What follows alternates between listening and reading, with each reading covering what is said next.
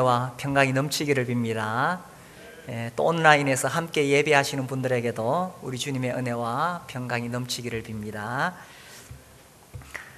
이 코로나 시대에 모두가 다 답답하고 또 힘들게 그렇게 살아가고 있을 것입니다. 끝이 보일 것 같았는데 또 여기저기서 확진자가 생기고 있지요.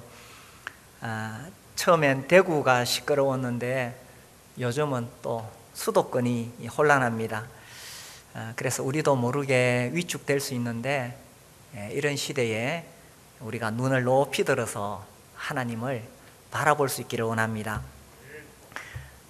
작년에 제가 토저의 책을 읽으면서 그 책 제목이 하나님 하는 책인데 제가 그 하나님에 대해서 설교를 했었습니다. 그래서 하나님은 완전하신 분이시다, 크신 하나님이시다, 선하신 하나님이시다, 모든 것을 아시는 하나님이시다, 영원한 하나님이시다, 이렇게 하나님에 대해서 전했습니다. 오늘은 하나님은 자비로운 분이시다 라는 주제로 말씀을 전하기를 원합니다. 자비라는 뜻은 불쌍히 여긴다, 또 긍휼을 베푼다, 그런 뜻이죠. 그래서 자기를 낮추어 아랫사람에게 친절을 베풀다, 그런 뜻을 가지고 있습니다. 적극적으로 긍휼을 베풀다, 긍휼히 여기다, 불쌍히 여기다, 이런 뜻이지요. 성경 여러 곳에서 하나님은 자비로운 분이라고 소개하고 있습니다. 신명기 4장 31절에 보면 네 하나님 여호와는 자비하신 하나님이심이라.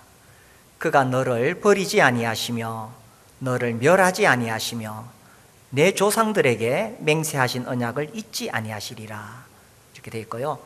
또 시편 78편에 보면 오직 하나님은 긍휼하심으로, 이 긍휼이 이 자비와 같은 단어입니다. 죄악을 덮어주시어 멸망시키지 아니하시고 그의 진노를 여러 번 돌이키시며 그의 모든 분을 다 쏟아내지 아니하셨으니 그들은 육체이며 가고 다시 돌아오지 못하는 바람임을 기억하셨습니다. 이렇게 되어 있습니다. 그래서 우리 하나님은 자비로우신 하나님이시다, 성경에서 이렇게 소개하고 있죠. 오늘 우리가 읽었던 성경 본문에 하나님께서 모세를 통하여 또 자신이 어떤 분이신가를 선포하고 계십니다. 여호와께서 구름 가운데 강림하사 그와 함께 거기 서서 여호와의 이름을 선포하실세.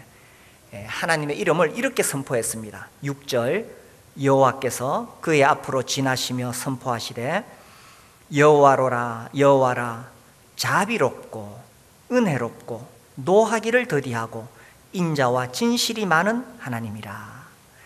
인자를 천대까지 베풀며 악과 과실과 죄를 용서하리라. 그러나 벌을 면제하지는 아니하고 아버지의 악행을 자손 3, 4대까지 보응하리라. 6절에서 하나님께서 선포하실 때 자신을 자비롭고 은혜롭고, 이렇게 하나님은 자비로운 하나님이시다, 이렇게 선포하고 계십니다. 이 하나님께서 자비하시다는 것을 우리가 단어를 가지고 설명하기보다는 실제로 하나님께서 어떻게 하나님의 자비로우심을 베풀어 주셨는지 우리가 성경의 사건을 통해서 알 수가 있습니다. 열왕기상 19장에 보시면 우리가 잘 아는 엘리야 이야기가 나오지요. 열왕기상 19장에 보면 이제 18장에서 엘리야가 바알 선지자들과 450대 1로 싸우는 장면이 나옵니다. 거기서 이제 기도해서 하늘에서 불을 내리는 신이 참신이다, 이렇게 이제 큰 싸움이 붙게 되죠. 그래서 이 엘리야가 하늘에 기도했을 때 하나님께서 하늘에서 불을 내리셔서 여호와 하나님이 참신이심을 보여주셨습니다.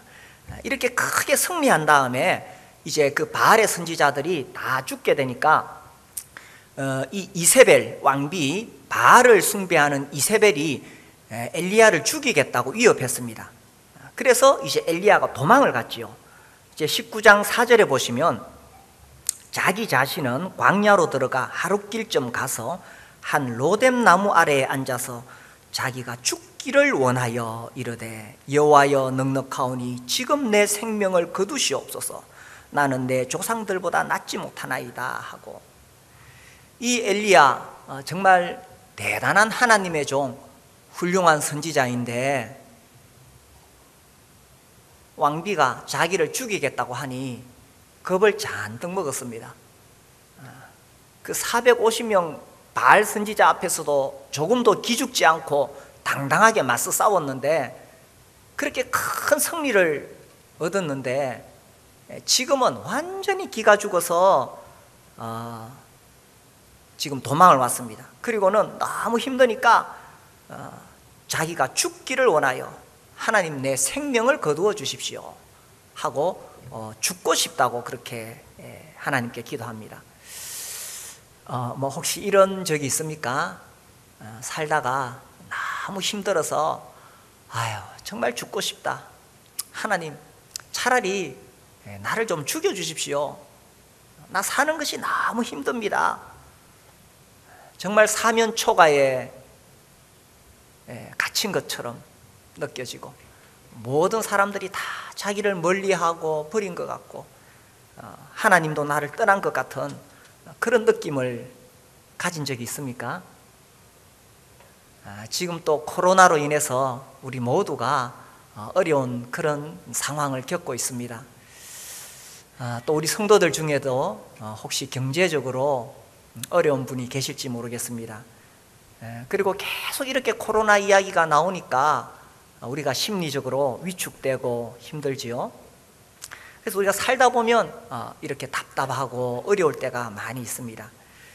자, 그래서 이 엘리야가 정말 하나님 나 죽고 싶습니다 이렇게 고백했을 때 하나님께서 어떻게 하셨느냐? 5절에 보면 로뎀 나무 아래에 누워 자더니 천사가 그를 어루만지며 그에게 이르되 일어나서 먹으라 하는지라. 본적 머리맡에 숯불에 구운 떡과 한 병 물이 있더라. 이에 먹고 마시고 다시 누웠더니, 이 엘리야가 너무 힘들어서 지쳐 쓰러졌을 때에 하나님께서 천사를 보내셨지요. 근데 천사가 와서 이 지친 선지자에게 떡과 물을 주기 전에 먼저 어떻게 했습니까? 천사가 어떻게 했어요? 그를 어루만지며. 이 표현이 참 좋지요. 어루만지며. 천사가 영인데 영인 천사가 어떻게 어루만졌는지 이해할 수는 없지만 이 어루만졌다는 것은 정말 그 하나님의 자비의 손길이 천사를 통해서 전해진 것으로 그렇게 여겨집니다. 이 어루만지는 거죠. 요즘은 뭐 아이들이 아프다 그러면 당장 병원에 데리고 갑니다. 근데 우리가 어렸을 때는 배 아프다 그러면 엄마가 이렇게 배를 어루만지시면서 엄마 손은 약손이다, 이렇게 엄마 손은 약손이다, 이렇게 배를 어루만져 주셨어요. 그럼 참 신기하게 또 나았습니다. 그게 어떻게 과학적으로 가능하냐? 제가 전에 한번 어떤 신문 기사를 보니까 또 그게 과학적으로 가능하대요. 이 엄마의 이 사랑의 손길이 이렇게 배를 쓰다듬을 때 거기서 무슨 파가 나온대요. 무슨 파가 나와가지고 그래서 이 아픈 부위를 싹 치유를 한답니다. 그래서 아픈 사람들을 정말 사랑의 손길로 어루만져 줄 때에 또 병을 이길 수 있는 그런 또 에너지가 나온대요. 그래서 우리가 서로 악수를 나누고 또 포옹하고 이게 정말 정이 오가고 거기서 이렇게 힘을 얻을 수가 있잖아요. 지금은 코로나 때문에 우리가 악수도 못하고 또 교회 애기들이 왔는데 그 귀여운 애기들을 안아보지도 못하고 그냥 눈으로만 지켜봐야 되는 참 어려운 시기입니다. 그래도 이 어루만진다는 것은 정말 그 사랑의 손길이죠. 주님께서 이 엘리야가 어렵고 힘들어서 지쳐 있을 때 천사를 보내셔서 그 어루만지는 손길을 느끼게 했던 것입니다. 어떻게 보면 이 엘리야가 책망을 받을 그런 상황이 아닐까요? 사실 엘리야가 그 450대 1로 싸울 때 하늘에서 불이 내린 건 누가 불을 내리신 거예요? 엘리야가 무슨 능력이 있어서 하늘에서 불이 내려온 건 아니잖아요. 하나님께서 불을 내리셨습니다. 그런 하나님을 이 엘리야가 믿었다면 설사 이세벨이 자기를 죽이겠다 그래도 하늘에서 불을 내리신 하나님이 자기와 함께 하시는데 뭐 겁먹을 게 있겠어요. 그래서 하나님이 엘리야야, 너 도대체 나를 믿느냐 안 믿느냐? 내가 너를 능히 보호해 줄 수 있는데 뭐 겁을 먹고 도망을 가느냐? 이렇게 하나님께서 책망하실 수도 있습니다. 그런데 하나님 그렇게 하시지 않으셨죠. 이 지쳐서 쓰러진 엘리야를 보시고 하나님께서 불쌍히 여기셨던 것입니다. 그래서 천사를 보내셔서 엘리야를 어루만져 주시는 거예요. 이게 하나님의 마음입니다. 하나님 그분의 마음, 하나님 그분의 속성이 자비라는 거예요.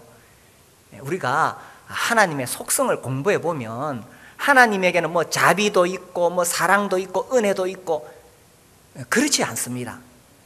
하나님 그분 자신이 자비이시고 하나님 그분 자신이 사랑이시고 하나님 그분 자신이 은혜인 거예요. 그러니까 하나님의 어떤 일부분이 자비이고 일부분이 사랑이고 그런 것이 아니라는 거예요. 하나님 그분이 사랑이시고 하나님 그분이 자비이신 거예요. 그래서 자기 종이 지금 다 진짜 쓰러져 있는 모습을 보시니까 그 속에서부터 이 하나님의 이 자비의 마음이 흘러나왔던 것입니다.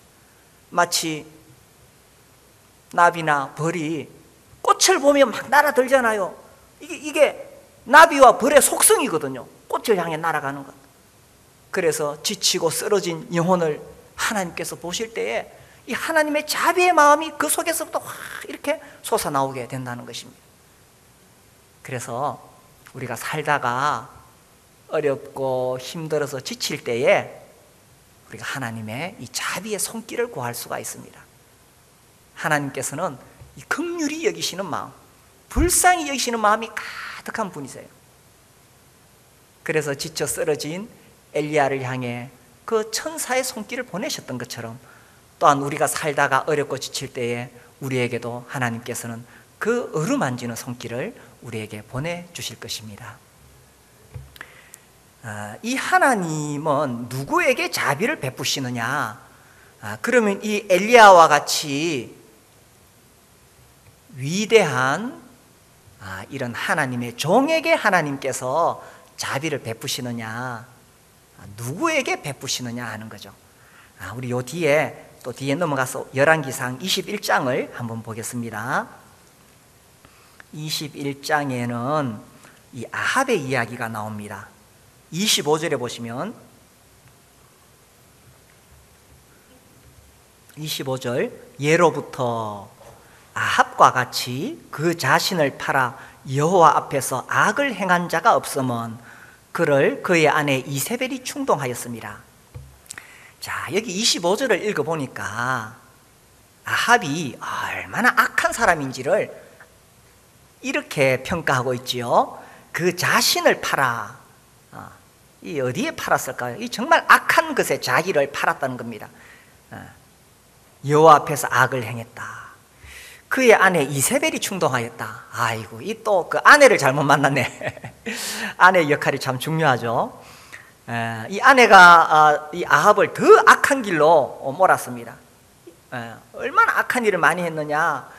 이 앞에 읽어보면은 바알의 신전을 만들고 아세라 상을 만들고 거기다가 숭배하고 이렇게 했는 거예요. 이건 마치 결혼한 여인이 자기 남편을 두고 딴 남자와 놀아나는 거죠. 그 남편 앞에서 딴 남자와 놀아나는 거예요. 얼마나 악한 일을 했습니까? 그래서 이 아합은 또 여호와의 선지자, 하나님의 종들을 붙잡아다가 핍박하고 죽이고 이렇게 했어요. 그리고 결정적으로 여기 21장에 보면 나봇이라는 사람이 있는데 그 나봇을 죽이고 그의 포도원을 빼앗았는 거예요. 그래서 하나님께서 참다 못해서 진짜 이 나쁜 놈이다. 그래서 이제 하나님의 종 엘리야를 보내셔서 경고했습니다. 이제 내가 네 집안을 완전히 심판하겠다. 완전히 싹 쓸어버리겠다. 이렇게 심판하셨는 거예요. 심판을 경고를 하셨는 거예요. 그래서 이제 이 아합이 얼마나 나쁜 왕이기에 이렇게 하나님께서 심판을 경고하셨느냐. 그게 25절이에요. 방금 읽은 예로부터 아합처럼 악한 사람이 없었다라는 것입니다. 그리고 26절에 보면 그가 여호와께서 이스라엘 자손 앞에서 쫓아내신 아모리 사람의 모든 행함같이 우상에게 복종하여 심히 가증하게 행하였더라. 정말 악한 짓을 했던 것입니다. 그래서 도저히 용서받지 못할 왕이다. 이럴 때는 용서받지 못할 왕이 아니라 못할 놈이죠. 도저히 용서받지 못할 놈이다. 이래서 하나님께서 이 엘리야를 통해 경고를 하셨는데, 자, 이 경고를 받고 아합이 어떻게 했느냐? 27절에 아합이 이 모든 말씀을 들을 때에 그의 옷을 찢고 굵은 배로 몸을 동이고 금식하고 굵은 배에 누우며 또 풀이 주고 다니더라. 이 아합이 이제 자기 집안이 다 망하게 되었다는 선지자의 경고를 듣고는 완전히 겁에 질린 거예요. 그래서 옷을 찢고 굵은 배로 몸을 동였다는 것은 이 구약시대의 회개의 상징입니다. 그래서 거기서 밥도 안 먹고 이제 죽겠구나 하면서 풀이 죽어가지고 기가 죽어가지고 완전히 이제 죽을 쌍을 가지고 그렇게 다녔어요. 자, 그때에 우리 29절에 보시면 여호와의 말씀이 디셉 사람 엘리야에게 임하여 이르시되, 29절, 아합이 내 앞에서 겸비함을 네가 보느냐. 이 겸비한다는 것은 겸손하게 자기를 낮춘다는 뜻이지요. 그가 내 앞에서 겸비함으로 내가 재앙을 저의 시대에는 내리지 아니하고 그 아들의 시대에야 그의 집에 재앙을 내리리라 하셨더라. 하나님께서 심판을 연기해 주신 것입니다. 이 아합이 이렇게 악한 왕이지만 이 아합이 이 심판의 경고를 듣고는 옷을 찢고 밥을 굶고 그렇게 기가 죽어서 다니니까 하나님께서 이 아합을 바로 심판하려고 하시다가 심판을 조금 이 아들대로 미루어 주셨어요. 자, 여기서 우리가 이제 생각해 볼 수 있는 것은 이 27절에 보니까 아합이 이렇게 했는데, 그럼 아합이 정말 하나님 앞에서 진실된 마음으로 회개를 했느냐 하는 것입니다. 근데 우리가 그 뒤에 22장을 읽어보면 그렇지 않아요. 진실하게 회개한 아합이 아니에요. 22장 보면은 하나님께서 또 미가야라는 선지자를 통해서 하나님 말씀을 분명하게 알리셨거든요. 그런데도 그 하나님 말씀을 가벼이 여기고 불순종합니다. 이걸 봤을 때에 이 27절의 이 아합의 행동이 진실로 하나님 앞에 회개한 모습이 아니라는 거예요. 그런데도 하나님이 이 아합을 즉각적으로 심판하지 않았습니다. 왜 그랬을까요? 아합이 이렇게 하니까 하나님이 속으신 것일까요? 하나님이 속겠어요? 우리의 심령을 꿰뚫어 보시는 하나님이 어떻게 속을 수가 있겠어요? 하나님 다 아시는 거예요. 그러나 그럼에도 불구하고 이 아합에게 즉각적으로 심판을 내리겠다고 하신 것을 연기하신 이유가 뭐냐는 것입니다. 이 아합이 그 심판의 경고를 듣고 옷을 찢고 이렇게 굶고 있으니까 이 또 하나님의 자비의 속성이 막 발동을 했는 거예요. 이 영혼을 불쌍히 여기시는 그 하나님의 마음이 또 속에서부터 막 올라왔는 거예요. 그래서 아합이 진실로 회개해서 봐준 것이 아니고 하나님 그분의 마음이 긍휼이니까, 하나님 그분의 마음이 자비니까, 하나님 그분의 마음이 불쌍이니까, 그래서 하나님께서 불쌍히 여겨주신 거예요. 하나님의 자비가 누구에게 임하느냐, 그 사람이 무슨 받을 만한 자격이 있어서 받는 것이 아니에요. 엘리야와 같이 위대한 선지자니까 하나님의 자비를 받는 것이 아니에요. 무슨 자격이 있는 것이 아니라 이렇게 도저히 용서받지 못할 사람도 하나님의 이 자비의 마음이 올라오면 하나님께서 용서해 주신다는 것입니다. 그래서 이 하나님의 속성은 우리 인생들을 불쌍히 여기시고 긍휼을 베풀기를 원하시는 이 하나님의 마음은 인간의 어떠함에 달려있는 것이 아니라는 것입니다. 만약 우리 인간의 어떠함에 달려있다면 우리는 아무도 하나님의 자비를 받을 자격이 없고 주님의 긍휼하심이 무궁하심으로 우리가 오늘도 이렇게 살아있는 것입니다. 하나님께서 우리의 행위대로 보응하셨다면 아무도 이 자리에 있을 사람이 없겠지요.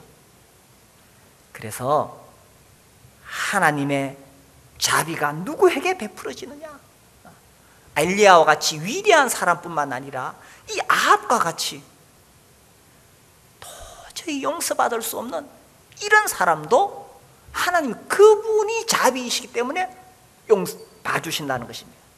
그래서 저는 이 아합 이야기를 읽을 때마다 굉장히 위로가 돼요. 용기가 나요. 야, 하나님 정말 자비하시다. 이 정말 도저히 용서받지 못할 놈 당장 하늘에서 벌이 내려와서 심판받아야 되는데도 이런 사람도 하나님 앞에 겸비하니까 하나님께서 봐주시는구나. 그렇다면 하물며 하나님의 자녀들인 우리를 하나님께서 봐주시지 않겠어요? 그래서 우리가 하나님 앞에 엎드리고 하나님의 용서를 구하고 하나님의 긍휼을 구한다면 우리 하나님께서는 우리를 불쌍히 여기시기 때문에 자비를 베풀기를 원하신다는 것입니다. 그러므로 우리가 살다가 어려운 일 당할 때에 도망가려고 하지 마시고, 또 우리가 살다 보면 옆길로, 그죠? 옆길로 삐딱하게 나갈 때도 있어요. 그럴지라도 그렇게 옆길로 샜다가도 하나님의 자비하심을 의심해서는 안 된다는 것입니다. 우리가 하나님의 긍휼을 구하면 하나님은 언제라도 우리에게 자비를 베풀기를 원하신다는 사실입니다. 어떤 회사의 직원이 뭐 하나 실수를 해가지고 회사에 엄청난 피해를 입혔어요. 이 회사 법에 따라 당연히 해고되어야 돼요. 그런데 그 직원이 사장님에게 와서 사장님 1년만 더 나를 일하게 해 주십시오. 우리 아들이 고3인데 고등학교 졸업할 때까지만 내가 이 회사에서 일하게 해달라고. 이 사장님 마음속에 불쌍히 여기는 마음이 들면 봐주지 않겠어요? 하나님은 마음이 약하신 분이에요.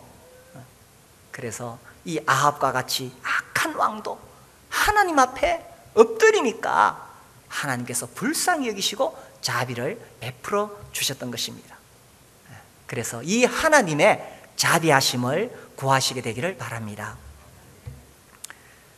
우리 사람이 하나님께 인정받을 수 있는 길이 뭐냐? 사람들은 선악과 따먹고 나서 내가 뭔가 하나님 앞에 공로를 쌓아야 되고 내가 뭔가 공덕을 쌓아야 하나님이 나를 잘 봐주신다고 생각합니다. 그래서 하나님께 인정받기 위해서 발부둥 치는 사람들, 우리는 그런 사람들을 종교인들이라고 부릅니다. 우리 인간이 하나님 앞에 선을 쌓아봤자, 우리가 인간이 하나님께 뭘 드려봤자, 우주 만물을 만드신 하나님 앞에 그게 뭐 자랑거리가 되겠어요? 이 세상의 모든 종교는 다 행위 구원입니다. 자기가 노력하고 선을 행하고 이렇게 해서 구원받으려고 하는 것이 이 세상의 모든 종교예요. 왜 그러냐 하면, 세상의 종교는 우리 죄인을 위해 죽어주신 대속자가 없기 때문에 그런 거예요. 그러니까 자력 구원, 자기 힘으로 구원을 받아야 된다는 것입니다. 그런데 우리 인간이 어떻게 거룩하시고 선하신 하나님 앞에 내 힘으로, 내 행위로 구원을 받을 수가 있겠어요? 불가능합니다. 우리는 내 힘으로 하나님 앞에 인정받고 내 노력으로 무엇을 얻을 것처럼 생각하지 않습니다. 우리는 어떤 경우에도 하나님의 자비하심을 의지하는 겁니다. 그래서 우리가 구원받는 길은 오직 우리의 대속제물 대신 예수 그리스도를 믿는 거지요. 하나님께서 이 세상을 내려다 보실 때 사람들이 다 죄를 지어서 모든 사람이 죄를 범하였으며 하나님의 영광에 이르지 못하더니 의인은 없나니 하나도 없으며, 그래 다 지옥으로 가는 모습을 보셨을 때에 또 하나님의 이 자비의 속성이 확 이렇게 살아 올라왔는 거예요. 저 지옥 가는 영혼들을 그냥 두고 볼 수가 없어서, 그래서 자기 아들을 보내신 거죠. 하나님이 세상을 이처럼 사랑하사 독생자를 주셨어요. 그래서 예수께서 오셔서 우리 죄를 대신해서 십자가에 못 박혀 죽으신 것입니다. 예수님이 십자가에 못 박혀 죽으실 때에 누가복음 23장 34절에 보면 예수님을 십자가에 못 박는 그 사람들을 향해서 예수님께서 기도하시는 내용이 나옵니다. 이에 예수께서 이르시되 아버지 저들을 사하여 주옵소서. 어떻게 해서 이런 기도가 흘러나오게 되었을까요? 자기를 향해서 침뱉고 조롱하고 채찍질하고 십자가에 못 박는 그 못되고 악한 피조물 죄인들을 향해서 아버지 저들을 사하여 주옵소서. 자기들이 하는 것을 알지 못함이니이다. 어떻게 해서 이런 기도가 나오게 되었을까요? 하나님이신 예수님, 그분이 자비이시기 때문입니다. 그분 속성이 자비이기 때문에 이 자비의 마음이 흘러나오는 거예요. 그래서 우리가 구원받는 것은 이 하나님의 자비하심, 우리 주 예수 그리스도의 자비하심을 의지해서 구원을 받게 된다는 거죠. 하나님은 이 놀라운 하나님의 자비가 우리에게 임해서 이 자비가 우리를 통해서 흘러나가기를 원하십니다. 이 누가복음 10장에 보면 우리가 잘 아는 선한 사마리아인의 비유가 나오지요. 어떤 사람이 이 강도를 만나게 되지요. 예루살렘에서 여리고로 내려가다가 강도를 만났습니다. 이 갑자기 숨어있던 강도들이 달려들어서 이 사람을 두들겨 패고 옷을 벗기고 막 죽도록 두들겨 패서 머리가 깨지고 코피 흘리고 쓰러져 있습니다. 가만히 놔두면 죽게 되었는데 마침 그 길에 한 제사장이 지나가는데 그냥 못 본 척하고 지나갑니다. 또 한 레위인도 그 길을 가다가 어이구야, 이 잘못하다가 나도 강도들에게 당하겠구나 피하여 갑니다. 그런데 10장 33절에 보면 어떤 사마리아 사람은 여행하는 중 거기 이르러 그를 보고 어떻게 했어요? 불쌍히 여겨. 사람을 움직이게 하는 것은요, 이 불쌍히 여기는 마음입니다. 이 제사장과 레위인은 종교인을 대표하죠. 날 올바른 설교하고 뭐 올바른 입술로는 온갖 좋은 말 다 하는데, 그런데 그 마음에 불쌍히 여기는 마음이 없었다는 것입니다. 저는 이런 구절 읽을 때마다 뜨끔뜨끔합니다. 야, 이 참 내 안에도 이런 모습이 있구나. 제가 아침에 기도하다가 이제 중보기도 하죠. 우리 성도들 목장별로 뭐 이름 쭉 부르면 뭐 기계적으로 이름이 줄줄줄 나옵니다. 그러면서 야, 내가 정말 이 한 분 한 분을 정말 불쌍히 여기는 마음으로 기도하는가, 아니면 기계적으로 해야 되니까 그렇게 하고 있는가, 그런 생각이 문득 들더라고요. 이 어떤 사마리아인은 불쌍히 여겨.